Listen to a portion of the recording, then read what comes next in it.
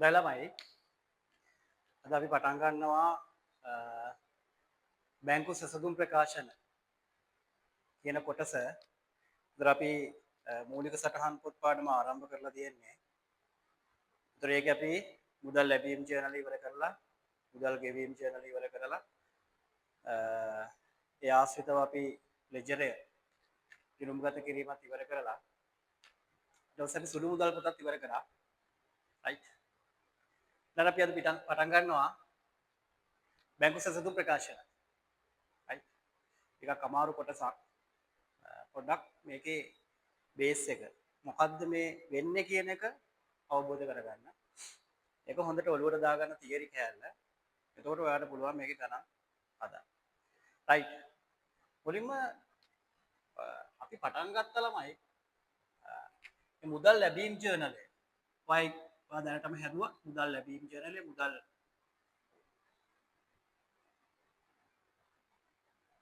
ලැබීම ආශ්‍රිත ගනුදෙනු. ඒ වගේම මුදල් ගෙවීම් ජර්නල් එක. මුදල් ගෙවීම ආශ්‍රිත ගනුදෙනු. මේ පොත් දෙක හදලා ඉවරයි. හරි. ඒතර ඒ ආශ්‍රයෙන් අපි හැදුවා ගිණුමක්. මෙන්න මේ ගිණුම මුදල් පාලන ගිණුම.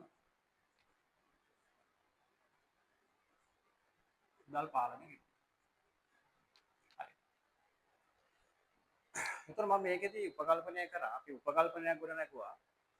ව්‍යාපාරයක සියලු ගනුදෙනු චෙක්පත් මගින් සිදු වෙනවා. හරි. ඒක උපකල්පනයක් විතරයි ප්‍රායෝගික ලෝකයේ තුල ඊට වඩා වෙනස් වෙනවා. නමුත් අපි තියරි එකක් උගන්වනකොට අපි මේ ඉගෙන ගන්න තියරි එකක්. හරි. එතකොට අපිට මේකෙදි අපි තියරි දැනුම ඔලුවට දාගන්න සමහර දේවල් අපි උපකල්පන මත ගොඩනගනවා accounting වල. right. එතකොට අපි ඒක සම්බන්ධව ගණන් හැදුවා. ඔයා ගණන් හැදුවා. හරි. සියලු ගනුදෙනු මේ චෙක්පත් ආශ්‍රයෙන් සිද්ධ වෙනවා කියලා. හරි. කියන්නේ චෙක්පත් ආශ්‍රයෙන් කියන්නේ බැංකු ජංගම ගිණුමක් ආශ්‍රයෙන් සිද්ධ වෙනවා කියන්නේ. හරි. ඔන්න ඔය කතන්දරේ අපි ඉගෙන ගත්තා. හරි. මුදල් ලැබීම් ජර්නල, ගෙවීම් ජර්නල සහ ගනුදෙනු මුදල් පාලන ගිණුමේ ඇතුළත් කිරීම කාරණේ. දැන් අපි එතනින් එහාට පොඩ්ඩක් යනවා කතන්දරේ මෙන්න මේ විදිහට. මේ හදපු මුදල් පාලන ගිණුම කියන එක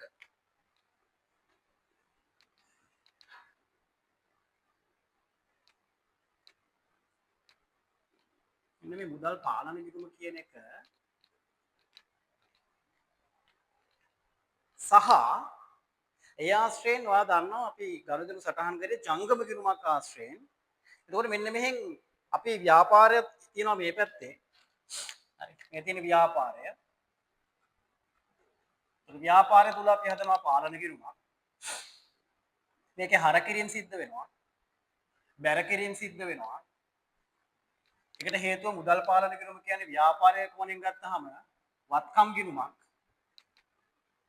හරි. වත්කම. ඒතර වත්කම් දිත්ත සටහන් රීතියට අනුව ව්‍යාපාරයේ මුදල් වැඩි වුණොත් අපි හර කරා. ව්‍යාපාරයේ මුදල් අඩු වුණොත් අපි බැර කරා. right. ඔන්න ඔක අපි කරා. දැන් අපි සම්බන්ධ වෙනවා ව්‍යාපාරයේ බැංකුවත් සමග. එහෙනම් අපි ගමු බැංකුව. බැංකුව. අපි බැංකුවට ගිහිල්ලා විවෘත කරා ජංගම ගිණුමක්. විවෘත කරනවා ජංගම ගිණුම කියලා එකක්. right. ජංගම ගිණුමක් විවෘත කරනවා. එතකොට මෙන්න මේ ජංගම ගිණුම විවෘත කරාම බැංකුවට අපි X කියන ව්‍යාපාරය කියලා ගමුකෝ අපේ ව්‍යාපාරය. එතකොට බැංකුවට මම කස්ටමර් කෙනෙක්. නේ? බැංකුවට මම කස්ටමර් පාරිභෝගිකයෙක්. මොකද මම ජංගම ගිණුමක් විවෘත කරනවා. එතකොට බැංකුවත් කරනවා ළමයි මෙහෙම වැඩක්. එයත් ව්‍යාපාරයක් නේ. එයත් මේ ජංගම ගිණුම් හිමියන් වෙනුවෙන් වෙනම ගිණුම් පවත්වාගෙන යනවා. ඒකේ ආකෘතිය ටිකක් වෙනස් වෙන්න මේ විදිහට. මේ විදිහේ ප්‍රකාශනයක් ආකාරයට තමයි යා ජංගම ගිණුම පවත්වාගෙන යන්නේ. ඒතර මේක නම් කරන්නේ දැන් මම X නම් ව්‍යාපාරය X ගේ ව්‍යාපාරය ජංගම ගිණුම. එයත් හර කරනවා එයාත් බැර කරනවා. එයාත් ශේෂයක් එළියට ගන්නවා. එකම කතන්දරේ වෙන්නේ. හරි. ළමයි දැන් බැංකුවට අනුව අර ව්‍යාපාරය බැංකුව පැත්තෙන් ගත්තොත් අර ව්‍යාපාරය බැංකුවට කස්ටමර් කෙනෙක් පාරිභෝගිකයෙක්. මෙයා ව්‍යාපාරය මේ ගිණුමේ මුදල් තැන්පත් කරනවා සල්ලි දාන්න. ව්‍යාපාරය මේ account එකට සල්ලි දාන්න. ඒතර බැංකුවේ සල්ලි තියෙනවා. ළමයි බැංකුවේ සල්ලි තිබුණට මේ සල්ලි අනුන්ගේ. අර X කියන ව්‍යාපාරයේ සල්ලි ටික තමයි බැංකුවේ තියෙන්නේ. ඒතර බැංකුවට අනුව මේ account එකේ දුවන්නේ අනුන්ගේ සල්ලි. ඉල්ලුවොත් දෙන්න එපා. අයිතිකාරයා ඇවිල්ලා ඉල්ලුවොත් සල්ලි දෙන්න ඕන. එහෙනම් මතක තියාගන්න බැංකුවට අනුව බැංකුව මේ ව්‍යාපාරය වෙනුවෙන් පවත්වාගෙන යන ජංගම ගිණුම ළමයි මොන ගිණුමක්ද? වගකීම් ගිණුමක්.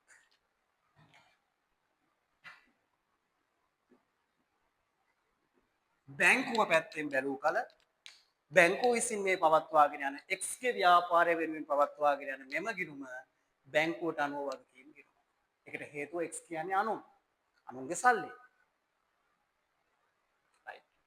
එහෙනම් ළමයි බැංකුව මේ ගනුදෙනු බැංකුව පැත්තෙන් මේ ජංගම ගිණුමේ ගිණුම් ගත කරන්නේ ළමයි වගකීම් දිට්ඨ සටහන් රීතියට අනුව. වගකීම් දිට්ඨ සටහන් රීතියට අනුව. මොකද වගකීම් දිට්ඨ සටහන් රීතිය? වගකීම් වැඩි වෙනකොට බැර වෙනවා. වගකීම් අඩු වෙනකොට හර වෙනවා. එහෙනම් අපේ account එකේ සල්ලි වැඩි වෙනකොට බැංකුවේ මුදල් වැඩි වෙනකොට බැංකුව අපේ ගිණුම බැර කරනවා. අපේ account එකෙන් සල්ලි අඩු වෙනකොට බැංකුව හර කරනවා. හොඳට හිතන්න, අවබෝධ කරගන්න. මේ කතන්දරේ තේරුම් ගන්න. ව්‍යාපාරයේ තියෙනවා මුදල් පාලන ගිණුමක්, ඒක වත්කම් ගිණුමක්. ඒක වත්කම් දිට්ඨ සටහන් රීතියට අනුව ගිණුම් ගත කරනවා. ඒ වගේම අපි අනිවාර්යෙන් ජංගම ගිණුමක් විවෘත කරනවා, ඒ උපකල්පනය කරනවා. ඒ ජංගම ගිණුම බැංකුවේ තියෙන ජංගම ගිණුම ආශ්‍රයෙන් බැංකුවත් අපි වෙනුවෙන් ගිණුමක් පවත්වාගෙන යනවා.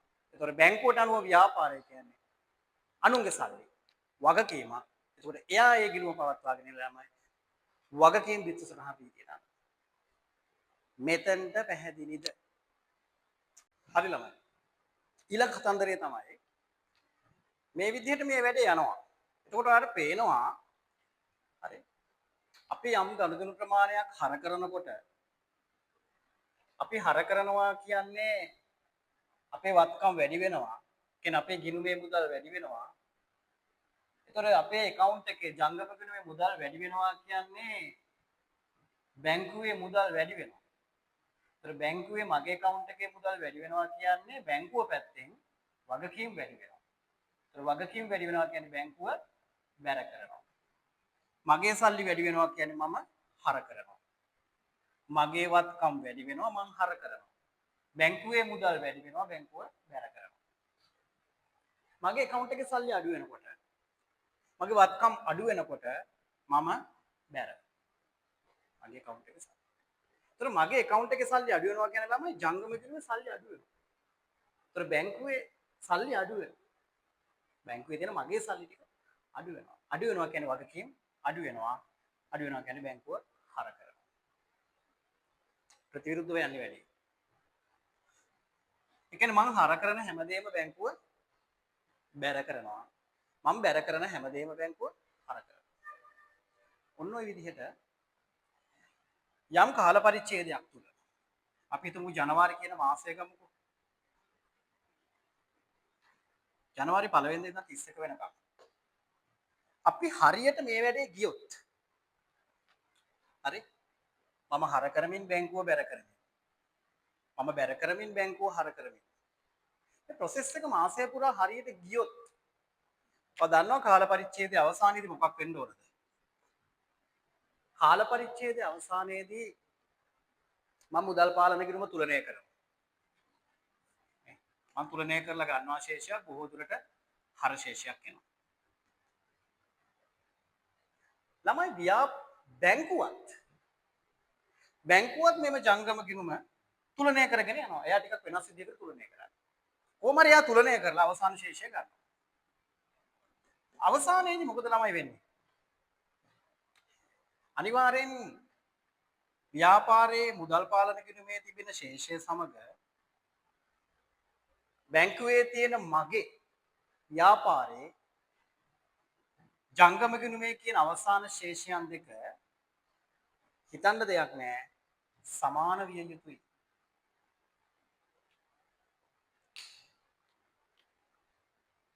ව්‍යාපාරයේ මුදල් පාලන ගිණුමේ සහ බැංකුවේ තියෙන ජංගම ගිණුමේ ශේෂයන් අවසානයේදී සමාන වෙන්න ඕනේ. මේ විදිහට හරියට වැඩේ කිව්වා. නමුත් වාගේ අවාසනාවකට විවිධ හේතුන් නිසා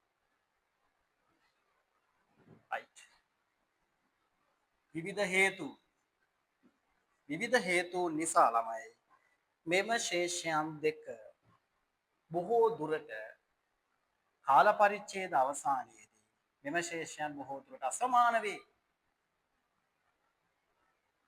අර විදිහට සමාන වෙනවා නම් ප්‍රශ්නයක් නෑ. නමුත් බොහෝ දුරට අසමාන වෙනවා. විවිධ හේතුන් ටිකක් තියෙනවා. ඔන්න ඔය අසමාන වීමත් එක්ක තමයි අපිට පාඩමක් එන්නේ මොකද්ද? බැංකු සැසඳුම් ප්‍රකාශනය කියන්නේ. හරි. බැංකු සැසඳුම් ප්‍රකාශනය. ඔන්න ඔය අසමාන වීමට හේතු ඉදිරිපත් කරන ප්‍රකාශනයට අපි කියනවා බැංකු සැසඳුම් ප්‍රකාශනය. ආයෙත් දාගන්න. ව්‍යාපාරයේ මුදල් පාලන කිරීමක් හදනවා. ව්‍යාපාරය නමින් බැංකුව තුලත් අපේ නමින් ජංගම ගිණුම කියලා එකක් හදනවා. ළමයි ඒගොල්ලෝ මෙන්න මේ ජංගම ගිණුම නම් කරනවා බැංකු ප්‍රකාශනය කියලා. බැංකු ප්‍රකාශනය කියලා කියනවා. රයිට්. බැංකු ප්‍රකාශනය. නෙමෙයි මතක තියාගන්න. බැංකු ප්‍රකාශනය මෙන්න මේකම තමයි. බැංකු ප්‍රකාශනය කියලා එකක් පිළියෙල කරනවා. පිළියෙල කරලා අපි වත්කම් වලට අනුවත් බැංකුව වගකීම් දිත්ත සටහන් රීතියට අනුවත් දෙගොල්ලෝ ගණදෙනු සටහන් කරමින් යනවා.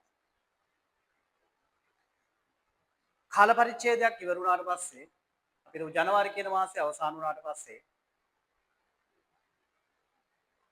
හරිනම් වෙන්න ඕනේ. හරියට අපි මේ දෙගොල්ලෝ හරියට වැඩේ කරා නම් පුත් හේතුන් ප්‍රශ්න නැත්තම් මුදල් පාලන ගිණුමේ අවසාන ශේෂය සමග බැංකු ප්‍රකාශනයේ මම දැන් බැංකු ප්‍රකාශනය කියලා භාවිතා කරනවා. බැංකු ප්‍රකාශනයේ අවසාන ශේෂය සමාන විය යුතුයි.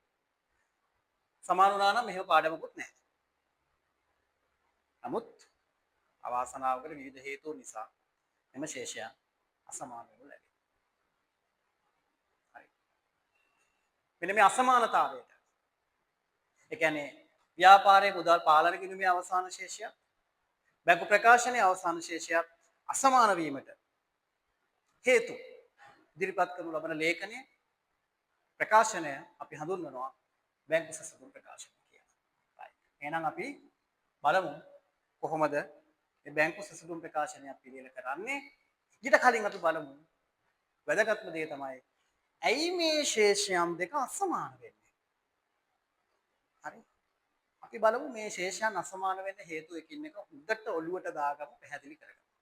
right. බලමු නෝටමයි පළවෙනි හේතුව තැන්පත් කළ නමුත් නිෂ්කාශනය නොවූ චෙක්. තැන්පත් කළ නමුත් නිෂ්කාශනය නොවූ චෙක්. මතක් කරන්න මුදල් ලැබීම් ජර්නලය අපිට කායින් හරි චෙක් එකක් ලැබුණොත් අපි උපකල්පනය කරනවා එම චෙක් පත බැංකුවේ තැන්පත් කරනවා. නේද? අපි ඒ විදිහට ගණන් හැදුවේ. කායින් හරි චෙක් එකක් ලැබෙනවා. ඒක අපි බැංකුවේ තැන්පත් කරනවා. මට චෙක් එකක් ලැබෙනවා. එතකොට අපි ඒ ලැබිච්ච චෙක් ඔක්කොම ව්‍යාපාරයට ලැබුණු චෙක් ඔක්කොම ටික අපි මුදල් පාලන ගිණුම මොකක් කරාද ළමයි? හර කරා. ඒ කියන්නේ කවුරු හරි ගම්බිලු කවුරුෙක් මට චෙක් එකක් දෙනවා. එතකොට මම මේ චෙක් එක සල්ලි කරගන්න එපා. නේද? එතකොට මම මේ චෙක් එක සල්ලි කරගන්න නම් මම මේ චෙක් එක අරන් ගිහිල්ලා බැංකුවේ මගේ ජංගම ගිණුමේ තැන්පත් කරනවා. බැංකුවේ මගේ ජංගම ගිණුම තැන්පත් කරනවා. එක පැත්තකින් ව්‍යාපාරයේ වත්කම් වැඩි වෙනවා. සල්ලි වැඩි වෙනවා. චෙක් එක සල්ලි වුණාම සල්ලි වැඩි වෙනවා. එතකොට මගේ මුදල් පාලන ගිණුම ළමයි මම හර කරනවා. හර කරනවා. තැන්පතු චෙක්. හරිනම් අපි හිතමුකෝ මේක උනේ මම මේ කාල පරිච්ඡේදය ගන්නම් ආපහු. අපි කතා කරන්නේ ජනවාරි මාසය ගැන කියමු. 1 සිට 1:31. මෙන්න මේ වගේ දවසක මට චෙක් එක හම්බ වෙනවා. නිකන් මාසේ අන්තිම වගේ දවසක මට චෙක් එක හම්බ වෙනවා. මං චෙක් එක ලැබිච්ච ගමන් මුදල් පාලනයටම හර කරනවා. හරිනම් මම මේක බැංකුවේ ජංගම ගිණුමේ තැන්පත් කරාම මොකද වෙන්නේ ළමයි? හරිනම් වෙන්න ඕනි තැන්පත් කරපු ගමන් ඒක මුදල් බවට පරිවර්තනය කරමින් ඒ process එක ගිහිල්ලා මගේ account එකේ සල්ලි වැඩි වෙන්න ඕනේ. මගේ account එකට සල්ලි deposit වෙන්න ඕනේ. තැන්පත් වෙන්න. ඒතර මගේ ගිණුමේ මම කියන්නේ ව්‍යාපාරය. ඒතර මගේ ව්‍යාපාරයේ ගිණුමේ සල්ලි වැඩි වුණොත් බැංකුව මොකද කරන්නේ ළමයි? බැංකුව බැර කරනවා. බැංකුවට අනුව වගකීම් වැඩි වෙනවා. මං සල්ලි දැම්මහම වගකීම් වැඩි වෙනවා. බැංකුව බැර කරනවා. මං හර කරා බැංකුව බැර කරා. ඔහොම වුණා නම් ප්‍රශ්නයක් නෑ. හැබැයි ළමයි සමහර වෙලාවට මෙන්න මේ කාලය පිළිබඳ ප්‍රශ්නයක්. මේක වරදක් නෙමෙයි අත්‍තරම. මේක සිද්ධ වෙන වරදක් නෙමෙයි. කාලය පිළිබඳ ප්‍රශ්නයක්. මේ නිෂ්කාශනය කියලා ක්‍රියාවලියක් වෙනවා. ඒ කියන්නේ බැංකුවට මම චෙක් එකක් දැම්මම ළමයි බැංකුවට මම එක පාරිභෝගිකයෙක් විතරයි. මම එක කස්ටමර් කෙනෙක් විතරයි. බැංකුවට මම වගේ ජංගම ගිණුම් හිමියෝ 100,000 ගාණක් ඉන්න පුළුවන්. නේද? එක බැංකුවකට ගොඩාක් ජංගම ගිණුම් හිමියෝ ඉන්නවා. එතකොට අපි සල්ලි දාපු ගමන් මේක ටක් ගාලා ප්‍රොසෙස් වෙලා අපේ කරන්ට් account එකට සල්ලි වැටෙන්නේ නැත. මේකට යම් කාලයක් ගත වෙනවා. කාලයක් ගත වෙනවා. අපි මෙන්න මෙදා දාන චෙක් එක හරි මේ ජනවාරි මේ වගේ දිනයක දාන චෙක් එක මම මෙතන හර කරත් ළමයි ඔක බැංකුවේ තැන්පත් කළත් අපි හර කළත් ඕක නිෂ්කාශනය වෙන්න යම් කාලයක් ගත වෙන්න පුළුවන්. සමහර විට නිෂ්කාශනය වෙලා ඕක ගිණුමට වැටෙන්නේ පෙබරවාරි මාසයේ වෙන්නත් පුළුවන්.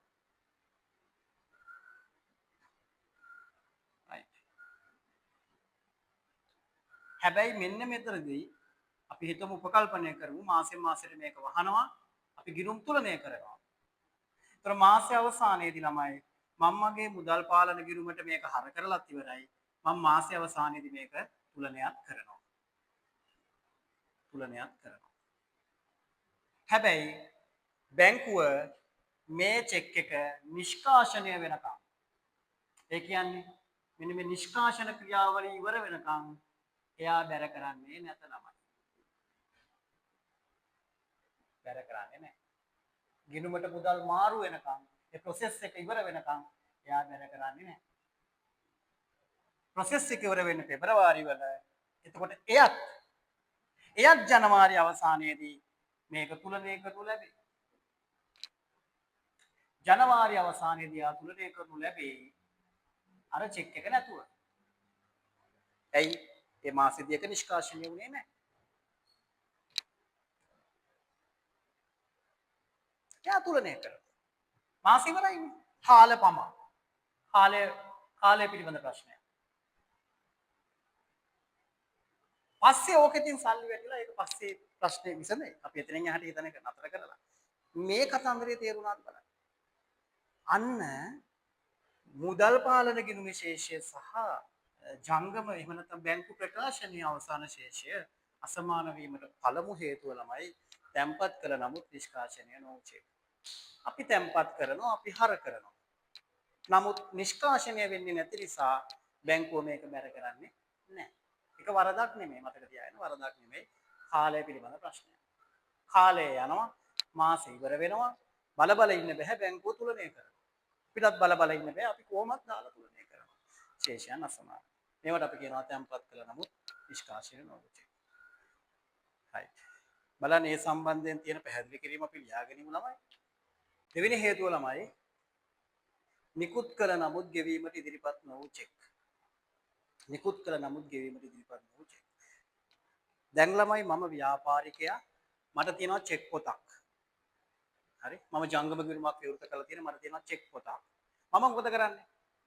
දැන් මම මගේ ගෙවීම් සඳහා මම චෙක් නිකුත් කරනවා. අන වචනයව නිකුත් කරනවා. මම චෙක් ලියලිය දෙනවා. විදුලි බිලට ලියලා දෙනවා නේද? ණය හිමියන්ට චෙක් ලියලා දෙනවා. ගෙවල් කුලියට ලියලා දෙනවා. මම චෙක් නිකුත් කරනවා. හරි. ওই විදිහට මම චෙක් නිකුත් කරද්දි මොකද වෙන්නේ? හරිද? මම චෙක් එකක් කවුරු හරි ණය හිමියෙකුට දෙනවා කියන්නේ නේද? මම ව්‍යාපාරය මේ ඉන්නේ ණය හිමියා මම මෙයාට ණයයි 50000ක් උදාහරණයක් මම මෙයාට දෙනවා චෙක් එකක් 50000ක් කියලා. හරිද? ඒතර මම මේ මිනිස්සයාට 50000ක චෙක් එකක් දුන්නා කියන්නේ මේ මිනිස්සයා මේ චෙක් එක අරන් යන්නේ කොහෙටද ළමයි? මේ චෙක් එක අරන් යනවා බැංකුවට. මෙයා මේ චෙක් එක අරන් බැංකුවට යනවා. මෙයාට චෙක් එකේ වැඩක් නැහැ. මෙයා මේක බැංකුවට දීලා මෙයා බැංකුවෙන් සල්ලි ගන්නවා. හරි? ඒතර මම මෙයාට චෙක් එකක් ලිව්වහම ළමයි. මෙයා බැංකුවට ගිහිල්ලා සල්ලි ගන්නෙ. බැංකුව දෙන්නේ කාගේ සල්ලි? මගේ සල්ලි. ව්‍යාපාරයේ සල්ලි. මොකද මම සල්ලි ඩිපොසිට් කරලා තියෙනවා බැංකුවේ. හරි. මගේ සල්ලි මම දාලා තියෙනවා මගේ බැංකුවේ. මගේ ජංගම ගිණුමේ. එතකොට මම මෙයාට චෙක් එකක් ලියලා දෙනවා. මෙයා මේ චෙක් එක බැංකුවට අරන් ගිහිල්ලා මාරු කරලා සල්ලි ගන්නවා. ඒක ගිණුම්ගත කරමු. ළමයි මම චෙක් එකක් නිකුත් කරද්දී අනිවාර්යයෙන් මේ මිනිස්සයා ගිහිල්ලා සල්ලි ගන්නවා. මගේ මුදල් පාලන ගිණුම මොකද වෙන්නේ ළමයි? බැර වෙනවා. මගේ account එකේ සල්ලි අඩු වෙනවා. වත්කම් අඩු වෙනවා. මම මෙයාට චෙක් එකක් දුන්නා. මෙයා කවදා හරි ගිහිල්ලා සල්ලි ගන්නවා. මුදල් අඩු වෙනවා. වත්කම් අඩුවීමක් මුදල් පාලන ගිණුම බැර. මෙයා චෙක් එක අරන් බැංකුවට යනවා. බැංකුවේ account එක. ඒතර මෙයාට චෙක් එක නිකුත් කරාට පස්සේ අපි මුදල් පාලන ගිණුම බැර කරනවා. මේ පුද්ගලයා චෙක් එක අරන් බැංකුවට යනවා. ඒතර මෙයා මේ චෙක් එක අරගෙන බැංකුවට ගියාම මොකද වෙන්නේ ළමයි? එයා බැංකු කවුන්ටර් එකට මේ චෙක් එක බාර දීලා එයා මුදල් ගන්නවා. මේ ණය හිමියා චෙක් එක දීලා මුදල් ගන්නවා. කාගේ මුදල්ද මේ ගන්නෙ? ව්‍යාපාරයේ මුදල් ටික තමයි බැංකුවට ගිහිල්ලා ගන්නෙ. එහෙනම් බැංකුව පැත්තෙන් ළමයි මගේ ගිණුම එහෙම නැත්නම් ව්‍යාපාරයේ මුදල් අඩු වෙනවා. අර මිනිස්සයා ඇවිල්ලා සල්ලි ටික ගන්නකොට ජංගම ගිණුමේ මුදල් අඩු වෙනවා. ඒ කියන්නේ බැංකුවට තියෙන වගකීම් අඩු වෙනවා. ඕනේ. අනුන්ගේ සල්ලි බැංකුවේ තියෙන්නේ බැංකුවේ ඒ අනුන්ගේ සල්ලි අඩු වෙනකොට බැංකුවට තියෙන වගකීම් අඩු වෙනවා. වගකීම් අඩු වීම හර බැංකුව මොකද කරන්නේ ළමයි? බැංකුව හර කරනවා. බැංකුව හර කරනවා. මම නිකුත් කරා චෙක් පත මේ පුද්ගලයාට මම මුදල් පාලන ගිණුම බැර කරා. මෙයා මේ චෙක් එක අරගෙන ගියා බැංකුවට. මෙයා බැංකුවෙන් සල්ලි ගත්තා. සල්ලි ගැනීමත් සමග ළමයි බැංකුව පැත්තෙන් තියෙන වගකීම් අඩු වීම නිසා බැංකුව හර කරනවා. ඔය විදිහට ලස්සනට වුණා නම් අවසාන ශේෂයන් දෙක සමානයි. හැබැයි මෙතනදිත් පොඩි කාලය පිළිබඳ ප්‍රශ්නයක් ඇති වෙනවා. මෙන්න මේකයි වෙන්නේ. බලන්න. දැන් මම අපි හිතමුකෝ කලින් උදාහරණයම වගේ අපි ජනවාරි මාසයේම ගමු උදාහරණයට. ජනවාරි 1 සිට 1:31 දක්වා මම අර කියපු ණය හිමියාට යම්කිසි දවසකදී ජනවාරි මාසයේ යම්කිසි දවසකදී අර චෙක් එක නිකුත් කරනවා. හරි. මම යාට ඒ චෙක් පත නිකුත් කරනවා. ජනවාරි මාසයේ යම් දවසක. මම චෙක් එක නිකුත් කරාම මම ඔය දේවල් කල්පනා කරන්නේ නැහැ. මම දන්නවා මම නිකුත් කිරීමත් සමග මගේ account එකේ මුදල් අඩු වෙනවා. ඔයාලට මතකදී අපි චෙක් පත් නිකුත් කිරීම දැම්මේ මුදල් ගෙවීම් ජර්නලයට නේද? මුදල් ගෙවීම් ජර්නලය අපි විශ්ලේෂණය කරා. ණය හිමි ගෙවීම් තීරුවට ණය හිමියෙකුට ගෙවන ඒවා දාලා අපිට වෙන ප්‍රශ්න අපි හිතන්නේ අපි මේ මුදල් ගෙවීම් ජර්නලයේ තියෙන සියලු දේවල් මුදල් පාලන ගිණුම බැර කරා. ඉතින් මම අර මනුස්සයාට චෙක් එකක් නිකුත් කරාම ණය හිමියාට චෙක් එකක් නිකුත් කරාම මම්මගේ මුදල් පාලන ගිණුම බැර කරා. ජනවාරි මාසයේ අන්තිමේ. දැන් හරිනම් වෙන්න ඕනේ මොකද්ද ළමයි? හරිනම් වෙන්න ඕනි මේ පුද්ගලයා බැංකුවට යන්න ඕනේ. හරි? බැංකුවට ගිහිල්ලා චෙක් පත ලබා දීලා මුදල ගන්නවා. හැබැයි මෙයා ජනවාරි මාසයේ අවසන් වෙනකනුත් මේකට හොඳට අහගන්න. මේ පුද්ගලයා ජනවාරි අවසන් වෙනතුරුත් ළමයි බැංකුවට යන්නේ නැත. එයාට මොකක් හරි හේතුවක් තියෙන්න පුළුවන්. පෞද්ගලික හේතුවක්. ඒක අපිට අදාළ නැහැ. අපි චෙක් එක දීලා තියෙන්නේ. හැබැයි මෙයා මාස ඉවර වෙනකන් බැංකුවට යන්නේ නැහැ. බැංකුවට මෙයා චෙක් එක අරන් එන්නේ නැහැ කියන්නේ බැංකුව මේ කිසි දෙයක් දන්නෙත් නැහැ. ළමයි බැංකුව චෙක් එක එනකන් හර කරන්නෙත් නැහැ. හර කරන්නෙත් නැහැ. මාසය අවසන් වෙනවා. අපි තුලනය කරනවා. මාසය අවසන් නිසා බැංකුවත් තුලනය කරනවා.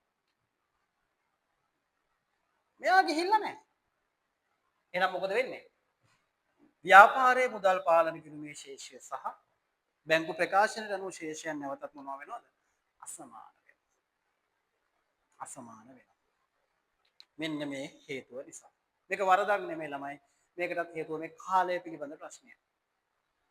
මෙයා ඉතින් පස්සේ දවසක මෙයාට මේ චෙක් පතේ වළංගු දිනේ ඇතුළතදී ඒ කියන්නේ කාල පරිච්ඡේදයක් තියෙනවා චෙක් එකකට.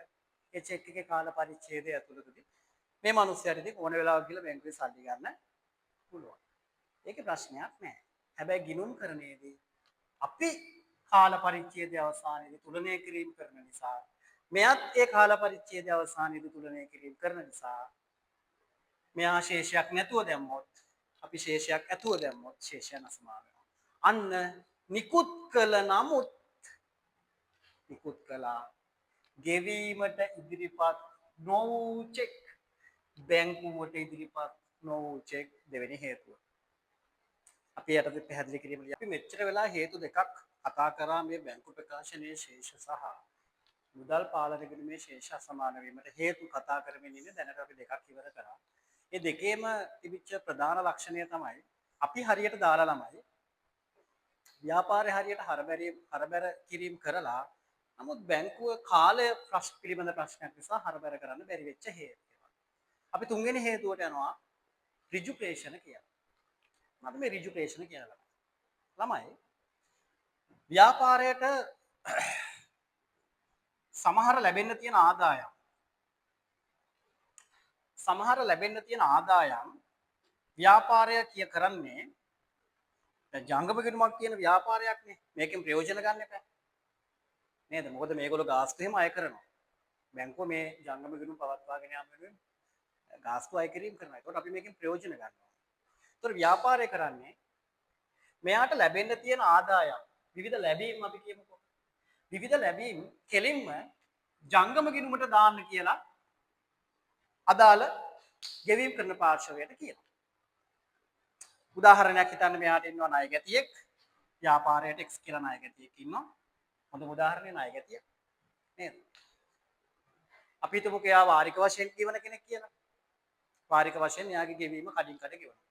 ඉතින් ව්‍යාපාරය මම එහෙම නැත්නම් මම කියන්නකො ව්‍යාපාරය කියන අරයට මේ ඔයා මට මගේ කරන්ට් account එක තියෙනවා මගේ ජංගම ගිණුමට කෙලින්ම සල්ලි දාන්න මෙන්න account number එක කියලා දෙනවා. හරි. ඒතර අර පුද්ගලයා කරන්නේ මොකද? මේ මුදල් ටික ඔක්කොම ගෙවන්න ඕනේ මුදල් ටික මගේ account එකට දාන්න. බැංකුවේ තියෙන ජංගම ගිණුමට දාන්න. ඔයා දන්නවා ජංගම ගිණුමේ මුදල් වැඩි වෙනවා. ජංගම ගිණුමේ මුදල් වැඩි වෙනකොට මගේ බැංකුවේ තියෙන මුදල් වැඩි වෙනකොට බැංකුව මේවා බැර කරනවා.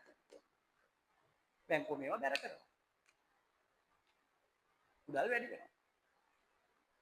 නමුත් ළමයි මේ පිළිබඳව මම මේ කාල පරිච්ඡේදය අවසන් වෙනකන් මම දන්නේ නැහැ. කවුද? ව්‍යාපාරය. හරි. ජනවාරි මාසයේ ගමු. අපි ජනවාරි මාසයේ අවසන් වෙනතුරු බැංකු ප්‍රකාශය ලැබෙන තෙක් මේක ලැබෙනවා මට මාසෙ අන්තිමට හම්බ වෙනවා. මේක ලැබෙනකම් මම මේක හොයන්න යන්නෙත් නැහැ මම කියලා තියෙන්නේ. හැබැයි මගේ ව්‍යාපාරයට මුකුත් ආවේ නැහැ. මගේ ලාච්චුවට මුකුත් සල්ලි චෙක් ආවේ නැහැ. මම දැනුවත් නැහැ කියලා උපකල්පනය කරනවා. මම දන්නේ නැහැ. හැබැයි මගේ බැංකුවට සල්ලි කඩින් කඩ පිටින් පිට වැටිලා තියෙනවා. ඒ සල්ලි වැටිච්ච හැම එකකටම මට ලැබිච්ච ඒවා අපි කියනවා රිජුපේෂන කියලා. මේ රිජුපේෂන ලැබීම බැංකුව විසින් බැර කරලා තියෙනවා. හරිනම් මම හර කරන්න ඕන. මගේ account එකේ සල්ලි වැඩි වෙනකොට මම හරිනම් හර කරන්න ඕනේ. හැබැයි කාල පරිච්ඡේදය අවසන් වෙනකන් බැංකු ප්‍රකාශය ලැබෙන තෙක් මම මේ පිළිබඳ දන්නේ නැත. එම නිසා නැවතත් ශේෂයන් දෙක මොකක් වෙනවද? අසමාන වෙනවා. ශේෂයන් දෙක අසමාන වෙනවා. ඔන්න තුන්වෙනි හේතුව රිජුපේෂන. ණයගැති ලැබීම් පමණක් නෙවෙයි වෙනත් කඩින් කඩ ලැබෙන විටින් විට ලැබෙන විවිධ ආදායම් ව්‍යාපාරිකයා විසින් ළමයි කෙලින්ම බැංකු ජංගම ගිණුමට එවන්න කියලා දැනුවත් කරනවා. ඒ වෙන පාරක් ගානේ බැංකුවට වැඩක් නෑ. ඕවා සල්ලි වැටෙන පාරක් ගානේ බැංකුව සියලු ගනුදෙනු බැර කරගෙන යනවා. මං හරිනම් හර කරන්න ඕනේ. හැබැයි මං ඒ පිළිබඳව දැනුවත් නැහැ. ශේෂයන් අසමාන වෙනවා. right. අපි හතරවෙනි හේතුවත් බලමු. හතරවෙනි හේතුව තමයි ළමයි ස්ථාවර නියෝග මත ගෙවීම. මේක අනිත් පැත්ත.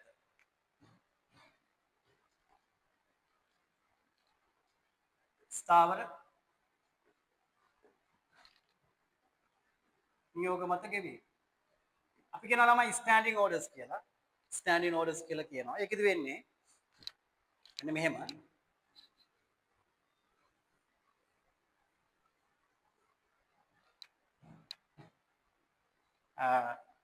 මගේ ව්‍යාපාරයේ අරක අනිත් පැත්ත. රිජුපේෂන ලැබීම, ස්ථාවර නියෝග කියන්නේ ස්ටෑන්ඩින් ඕඩර්ස් ගෙවීම. මගේ ව්‍යාපාරේ මට ගෙවන්න තියෙන වියදම්. මට ගෙවන්න තියෙනවා විවිධ ගෙවීම්. මම මේ ගෙවීම් ඔය සමහර වෙලාවට මාසිකව ගෙවන්න තියෙන ගෙවීම් කියනවා ළමයි. සමහර විට ඔය හැම මාසෙම ගෙවන්න තියෙනවා. අපි ඉන්නේ ගොඩනැගිල්ලක කුලියට ඉන්නවා නම් කුලිය. ගොඩනැගිලි කුලිය හැම මාසෙම අනිවාර්යෙන් ගෙවන්න එපා. ඒ වගේම බැංකු ණයක් අරන් තියෙනවා නම් ණය වාරික හැම මාසෙම ගෙවන්න එපා. ඔය රක්ෂණ ගාස්තු වගේ දේවල්. එහෙම නැත්නම් ඔය වාරික වශයෙන් ණය හිමියන්ට යම් ගෙවීම් මොනවා හරි ගෙවීමක්. හරි විදුලි බිල. මේ ගෙවීම් කරන ලෙසට යම් නිශ්චිත දිනකට මෙන්න මේ අහවල් ගෙවීම කරන ලෙසට මම ගිහිල්ලා බැංකුවට දන්වනවා. ඒකත් අපි මේ ජංගම ගිණුමෙන් ගන්න ප්‍රයෝජනයක් තමයි. ප්‍රයෝජනයක්. මම බැංකුවට ගිහිල්ලා කියනවා මගේ හැම මාසෙම මෙන්න මේ වියදම් ටික සිද්ධ වෙනවා. හරි. ඔයාලා මගේ මෙන්න මේ වියදම් ටික මේ නිශ්චිත දිනයන් වලදී මගේ ගිණුමෙන් අඩු වෙන ලෙස ඒ ගෙවීම් ටික කරලා දෙන්න. හරි. නියෝගයක් ස්ථාවරයි නියෝගයක් බැංකුව ගෙවනවා. බැංකුව හරි කමක් නැහැ. බැංකුව ඒක පිළි අරගෙන බැංකුවේ වැඩේ කරනවා. අපි ළමයි මේක ලිඛිතව ලියලා දෙන්නත් ඕන බැංකුවට. කට වචනෙන් කියලා හරියන්නේ නෑ. මේක ගෙවන්න මෙහෙම ගෙවන්න කියලා කිව්වට බැංකුව පිළිගන්නේ නෑ. අපි ලිඛිතව අස්සම් කරලා ඒ අවශ්‍ය ලියවිලි පුරවලා ස්ටෑන්ඩින් ඕඩර් එකක් අපි කියලා කියනවා ඒකට. ස්ථාවර නියෝගය අපි ගිහිල්ලා බැංකුවට ඉදිරිපත් කරනවා. බැංකුව කරන්නේ මගේ අර ගෙවීම් ටික ළමයි බැංකුව විසින්. හැබැයි මගේ account එකෙන් ගෙවාගෙන යනවා. ඒතර මගේ account එකේ සල්ලි අඩු වෙනවා. ඒ කියන්නේ මගේ ජංගම ගිණුමේ මේ ගෙවීම් කරන වාරයක් ගානේ මගේ ගිණුමේ මුදල් අඩු වෙනවා. ළමයි ගිණුමේ මුදල් අඩු වෙනවා කියන්නේ බැංකුව පැත්තෙන් වගකීම් අඩු වෙනවා. බැංකුව පැත්තෙන් වගකීම් අඩු වෙනවා කියන්නේ බැංකුව මොකද කරන්නේ ළමයි? බැංකුව මේ සියලු ගෙවීම් හර කරගෙන යනවා. හර කරගෙන යනවා. මගේ ගෙවීම් බැංකුව කරනවා. හැබැයි අඩු වෙන්නේ මගේ ගිණුමෙන්. බැංකුව පැත්තෙන් වගකීම් අඩු වෙනවා. බැංකුව හර කරගෙන යනවා. බැංකුව හර කරා කියන්නේ හරිනම් මම මොනවා කරන්න ඕනේද ළමයි? මම බැර කරන්න.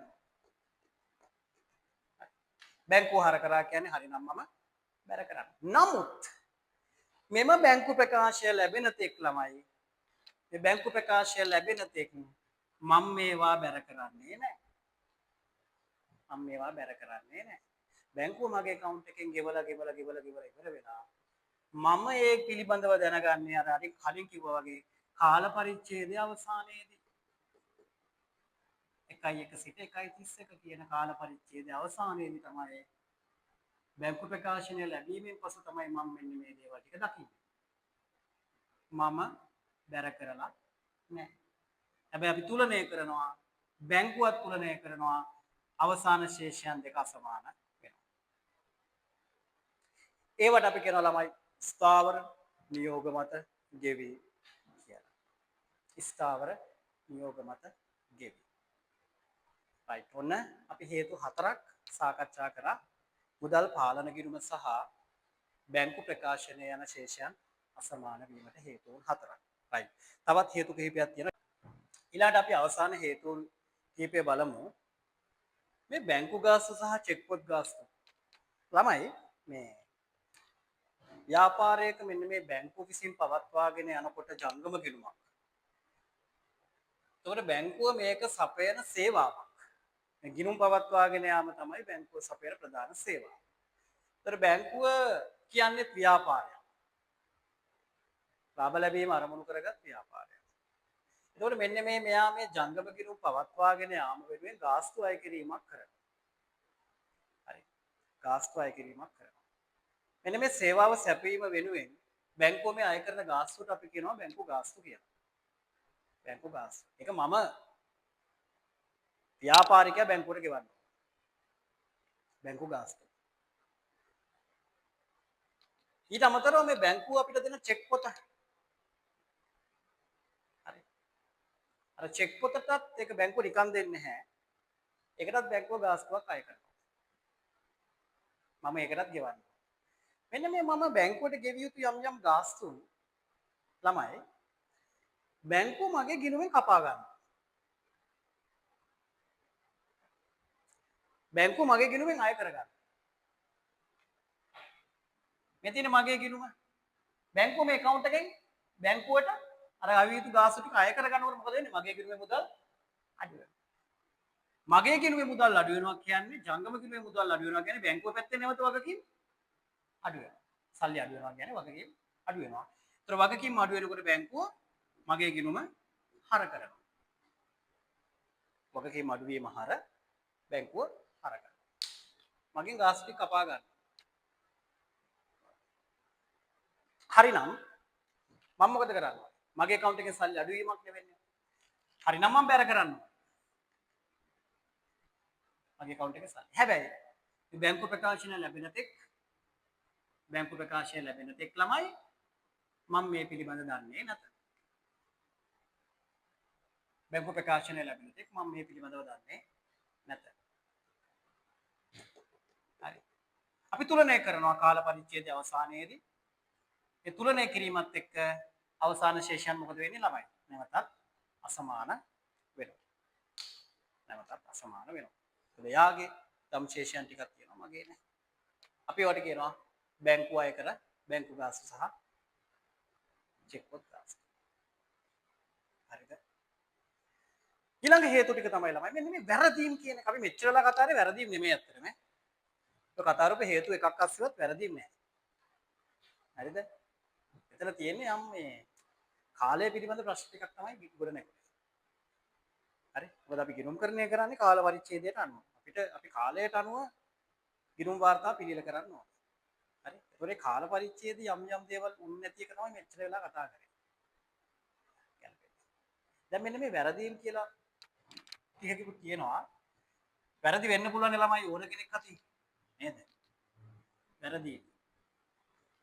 ඒතකොට ව්‍යාපාරයේ පැත්තෙන් මිනිස්සු නෙමෙයි ඔක්කොම වැඩ කරන්නේ නේ. මිනිස්සු වැඩ කරනකොට වැරදීම් සිද්ධ වෙනවා සාමාන්‍ය දෙයක්. ඒක නිකන් මේ අරුම පුදුම දෙයක් නෙමෙයි. ඉතින් ව්‍යාපාරෙත් මේ මුදල් පාලන කිරීම පිළියෙල කරනකොට අපි හිතමු මුදල් ගෙවීම් ජර්නලය, මුදල් ලැබීම් ජර්නලය මේ මොනවා හෝ පිළියෙල කරනකොට මොනවා හරි වරදක් වෙන්න පුළුවන්. නේද? මේකේ වරදක් වෙන්න පුළුවන්. ඉතින් ළමයි බැංකුව හරියට හදලා අපි තුමේ බැංකු ප්‍රකාශනයේ බැංකුව හරියට හදලා අපි අතින් වරදක් වෙලා අනිවාර්යෙන් ශේෂයන් මොනවා වෙනවද? අසමාන වෙනවා. නේද? දැන් අර වෙන හේතු මොකුත් නෙමෙයි. අපි දැන් ගනුදෙනු ටික හරියට ඔක්කොම දාලා. හරි? අර කතන්දර ඔක්කොම හරි. තැම්පතු ඔක්කොම නිෂ්කාශනය ඔක්කොම වෙලා. හැබැයි යම් අවස්ථාවකදී ව්‍යාපාරයේ මුදල් පාලන කිරීම පිළියෙල කිරීමේදී යම් වැරදීම් සිදු විය හැකියි. මෙයා හරියට කරලා බැංකුව හරියට කරලා මට වැරදුනොත් ශේෂයන් අසමාන වෙනවා. ඒ වගේම බැංකුව පැත්තෙනුත් ළමයි මොනවා හරි යම් අවස්ථාවකදී අතපසු වීම වැරදීම් වෙන්න පුළුවන්. මොනවා හරි අවස්ථාවක වැරදීම් වෙන්න පුළුවන්. ඒ වගේ අවස්ථාවක අපි හරියට හදලා කියනවා අපි හරියට හදලා නමුත් බැංකුවට මොකක් හරි වරදක් වෙලා. එතකොටත් ශේෂ සමාන වෙනවා කියලා මෙතන කියනවා. හරිද?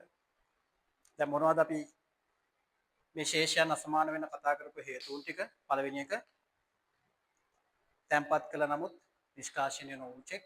දෙවෙනි එක නිකුත් කළ නමුත් ගෙවීමට ඉදිරිපත් නොවූ චෙක්. අපි තුන්වෙනි එක විදිහට කතා කළා ඍජු ප්‍රේෂණ ලැබීම. හතරවෙනි එකට කතා කරා ස්ථාවර නියෝග මත ගෙවීම. පස්වෙනි එක විදිහට අපි කතා කරා මේ බැංකුව අය කරගන්නා බැංකු ගාස්තු සහ චෙක් පොත් ගාස්තු. ඒ වගේම ව්‍යාපාරයේ පැත්තෙන් වෙන්න පුළුවන් වැරදීම් සහ බැංකුව පැත්තෙන් වෙන්න පුළුවන් වැරදීම් කතා කරා. මේ කතා කරපු ඕනෑම හේතුවක් මත මුදල් පාලන ගිණුමේ ශේෂය සහ බැංකු ප්‍රකාශනයේ ශේෂය අසමාන වෙන්න පුළුවන්. අපි ඊළඟට කරන්න තියෙන්නේ මේ සම්බන්ධයෙන් අභ්‍යාස ටික හොඳට කරමු. අභ්‍යාස ගොඩක් තියෙනවා. ඒ අභ්‍යාස ටික කරනකොට ඔයාලට බැංකු සැසඳුම් පාඩම 100ක් පුළුවන් වෙන්න ඕනෙමයි. හරි. අපි නම් යමු ළමයි අභ්‍යාස.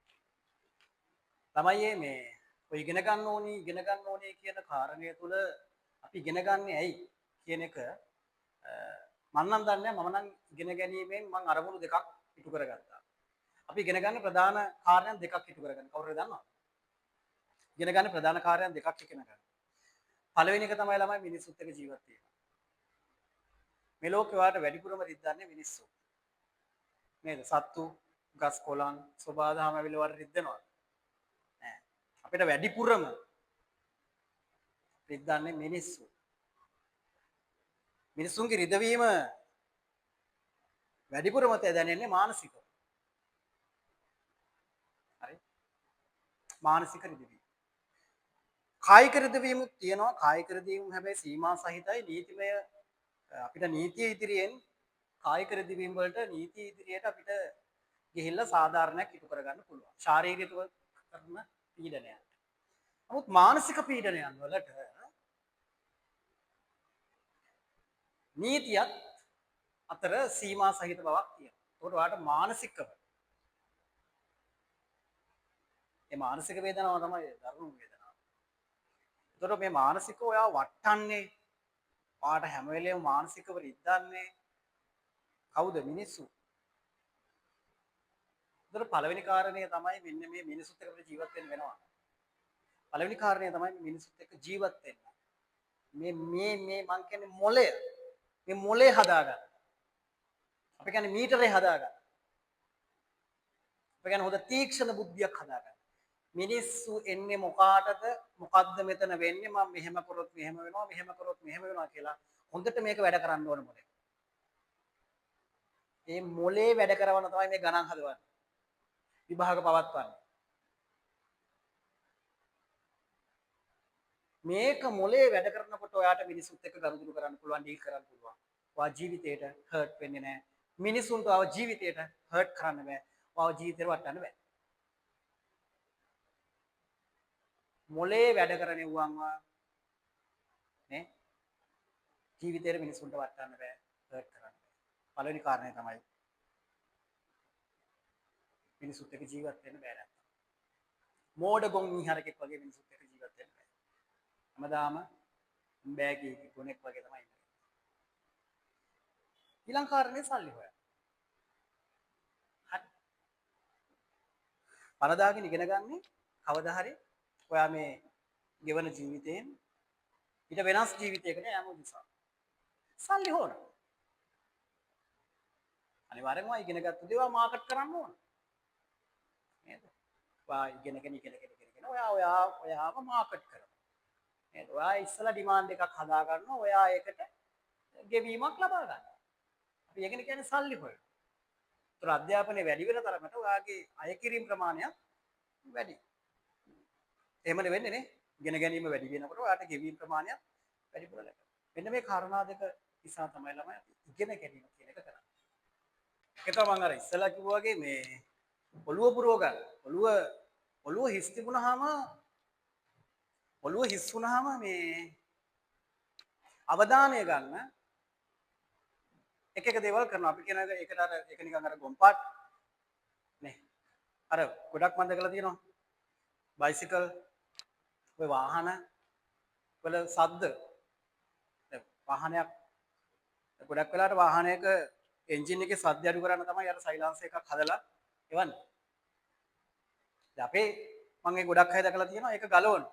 සයිලන්සර් එක ගලවලා සද්දේ. ඒ ඔළුව හිස් වුණාම අවධානය ලබා ගැනීම උදෙසා සද්ද දානවා.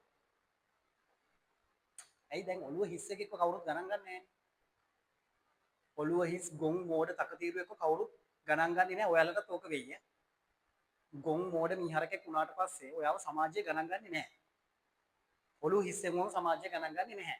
ඒතර ගණන් ගන්න නැති වුණාම සයිලන්සර් එක ගලවගෙන හරි සද්ද දාලා අවධානය දිනා ගන්න බලනවා. හරි. ළමයි වාහනයක් ඉන්නේ වාහනයක් ඒ කම්පැනි එකෙන් හදලා එවන්නේ වාහනයට අවශ්‍ය හැමදේම ලස්සනට අඩුපාඩුවක් නැතුව එකතු කරලා තමයි එවන්නේ.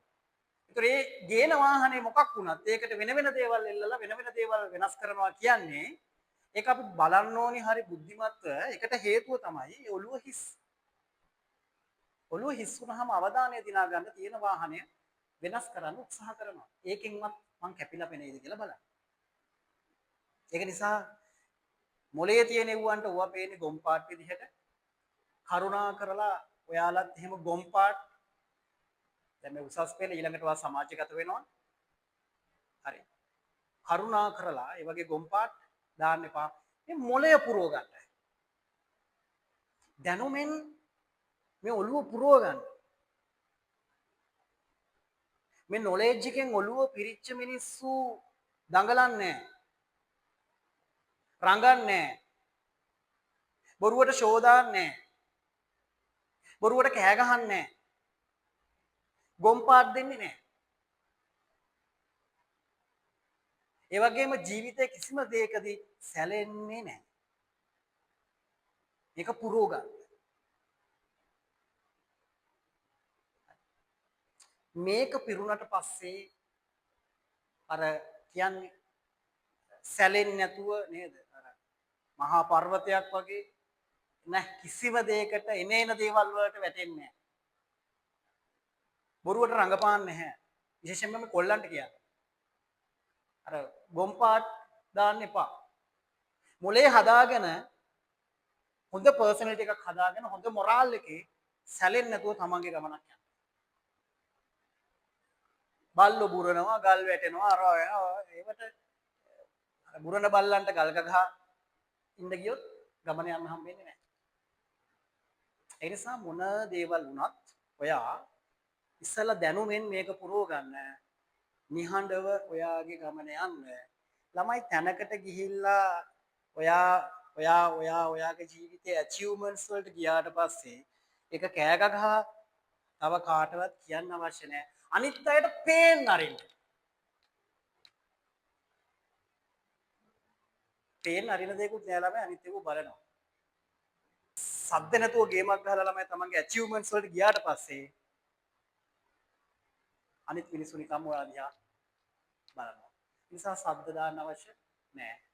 සමාජයට ලෝකෙටවා කවුද කියලා වැඩවලින් පෙන්නන්න. කරුණා කරලා මේ කාලය පුරා පොත්පත් කියවන්න. හරි? වැඩ කරන්න, ගණන් හදන්න, පාඩම් කරන්න, පත්තර කියවන්න, විශේෂයෙන් පොත් කියවන්න. මේ ලෝකයේ තියෙන දැනුම ගවේෂණය කරමින් මේ දැනුමෙන් ඔළුව පුරව ගන්න. දැනුවෙන් ඔළුව පිරිච්චු සමාජගත වෙනකොට මේ සමාජය හරිම සාමකාමී සමාජයක් බවට පත් වෙනවා. හරි. මොකද හැමෝම දැනුමෙන් සන්නද්ධ වෙච්ච මිනිස්සු ඉන්නකොට මොලේ තියෙන මිනිස්සු පිරිසක් ඉන්නකොට මේ සමාජයත් සාමකාමී. සමහර විට සමාජය මීට වැඩි දියුණු තැනකට යන්නත් පුළුවන්. ඒ නිසා කරුණා කරලා මේ උසස් පෙළ කියන එක කරන්න. සමහර ඒවා මේක අවුරුද්දක් විතර යනකොට එකමාරක් විතර යනකොට මේක අතහැරලා දානවා. මේක කරන්න මේක එක්ස්පීරියන්ස් එකක්. හරි. සල්ලි හොයන්න පුළුවන්. සල්ලි හොයන්න කොයි වෙලේ හරි පුළුවන්. මේ අවුරුදු දෙක ආපහු ගන්න පුළුවන්ද? අවුරුදු 25ක් 30ක් ගියාට පස්සේ ආපහු ඒ ලෙවල් වලට එන්න පුළුවන්ද? බෑ. මේ ගෙවෙන කාලයේදී මේ එක්ස්පීරියන්ස් එක ගන්න. පස්සේ සල්ලි හොයන්න. මොලේ හදාගන්න.